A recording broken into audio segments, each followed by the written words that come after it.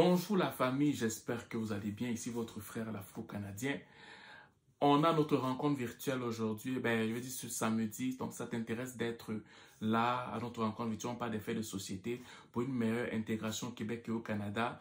Enregistre-toi ce lien qui est en bas sur YouTube, le lien qui est en haut sur Facebook. Si tu m'écris si tu m'écoutes sur TikTok ou Instagram, tu m'écris juste en aparté. Ça me fait plaisir de te répondre en t'envoyant le lien en fait, ok? Un des trucs que j'ai remarqué parmi les appels que je reçois, ok, c'est le fait que beaucoup de gens se plaignent de l'intégration de leurs jeunes enfants dans les garderies et la maternelle ici au Québec. C'est-à-dire que, et ces expériences-là, je l'ai entendu depuis longtemps, on a tendance à mettre toujours une forme de fardeau sur beaucoup d'enfants noirs dans les écoles ou dans les garderies au Québec. Particulièrement les jeunes garçons. Écoutez-moi très bien. J'ai l'impression que dans les garderies ou dans les écoles, on n'arrive pas à faire la différence entre un handicap et l'intégration. C'est déjà qu'un enfant arrive, ça fait peut-être 1 an qu'il est au Canada, ça fait peut-être 6 mois qu'il est au Canada, ça fait peut-être 3 mois qu'il est au Canada, il va dans une garderie. Les éducatrices ne comprennent pas comment l'enfant fonctionne. Ou le professeur de l'enfant, ok, à la maternelle, ne comprend pas comment l'enfant fonctionne. Mais pour ces professeurs-là, dans la majeure partie des personnes avec qui j'ai discuté, l'enfant a un problème. Mais l'enfant n'a pas de problème. L'enfant n'a que besoin de temps pour mieux s'intégrer. Il n'était jamais entouré d'enfants blancs. Il n'était jamais entouré d'enfants asiatiques. Il n'était jamais entouré d'enfants latinos. Il n'était entouré que de sa famille avant. Maintenant, il arrive dans un nouveau pays où il voit des latinos, des québécois, des africains, des hindous, toutes ces personnes dans une même classe. Il apprend encore à entendre l'accent canadien ou québécois. Tout ça dans un petit corps d'un enfant de 4-5 ans. Et comme il ne suit pas le rythme parce qu'il doit apprendre tout ça, s'adapter à son environnement, s'adapter au code de conduite de l'environnement, s'adapter à l'accent de l'environnement, l'enfant est un peu perdu. On dit que l'enfant a un problème de langage, on dit que l'enfant a un problème de je sais pas quoi. On va te sortir un problème que notre enfant a un handicap. Bon. C'est quoi ce hasard où tous nos enfants noirs, quand ils viennent d'arriver, ont des handicaps? C'est quelle coïncidence de la nature? Est-ce que les enfants noirs sont malades? Moi, c'est la question que je pose. Parce que s'il faut qu'on prenne si on fait ça en cas isolé, je veux dire, les parents beaucoup de parents m'ont confié qu'ils sont dans la dépression. Beaucoup de parents m'ont dit que, où ils sont là, ils ont même peur que la garderie ou l'école écrive. Ils ont peur. Parce qu'ils se disent que qu'est-ce qu'on va encore dire sur mon enfant? Parce que moi, je sais que mon enfant à la maison, il est normal. Je sais que mon enfant à la maison, il est correct. Mais je ne reconnais pas mon enfant quand il arrive à la garderie. Je ne reconnais pas mon enfant quand il arrive à l'école.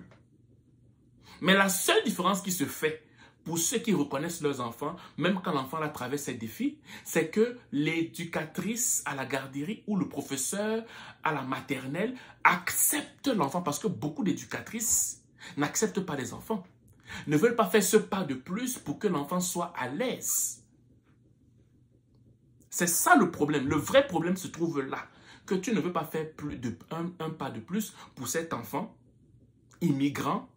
Pas à cause de la couleur de la peau. Laissons la couleur de la peau. Quoi qu'il y en a beaucoup qui c'est à cause de la couleur de la peau. Mais laissons ça, laissons ça.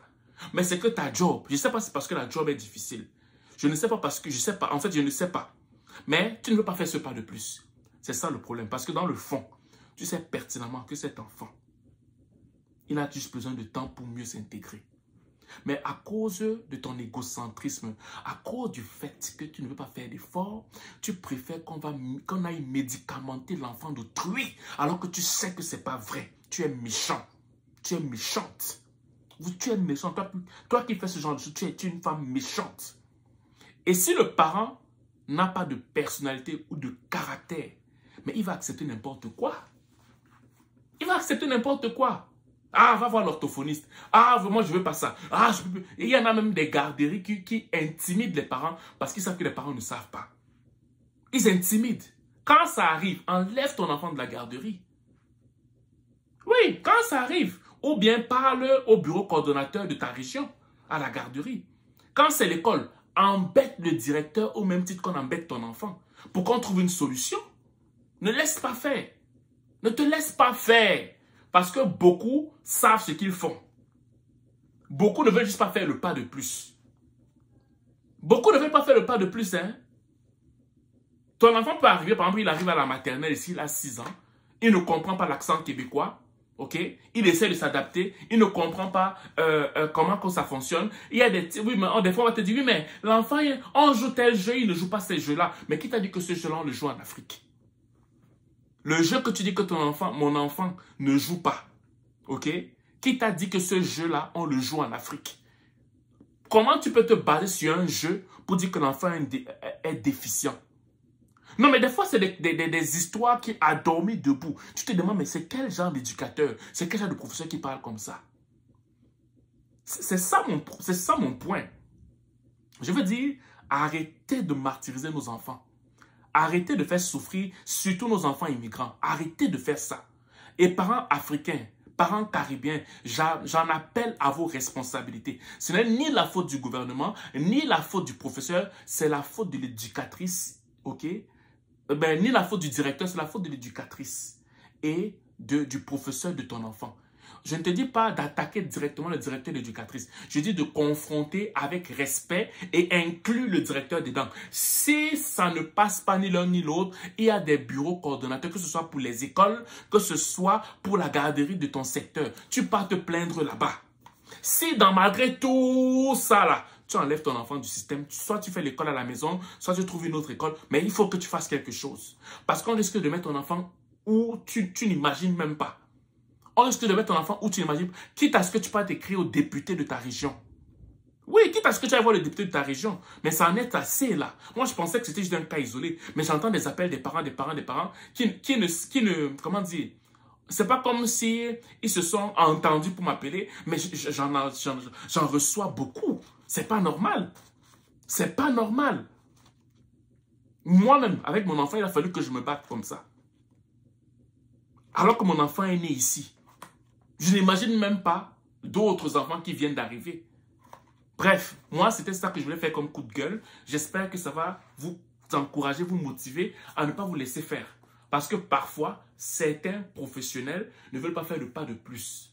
C'est tout.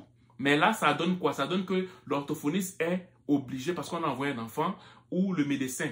Et là, qu'est-ce que ça fait? Ça fait que je veux dire, ça agresse le système de santé qui fait en sorte que les enfants qui en ont vraiment besoin ne peuvent pas avoir accès à ces professionnels. Pourquoi? Parce que les éducatrices ou les professeurs ne veulent pas faire leur job comme il faut en fait. Voilà. Donc, c'est ce que je voulais faire comme vidéo. J'espère qu'elle va vous toucher. Sur ce, je vous souhaite de passer une excellente journée ou une excellente soirée, dépendant du lieu où vous m'écoutez. Ciao.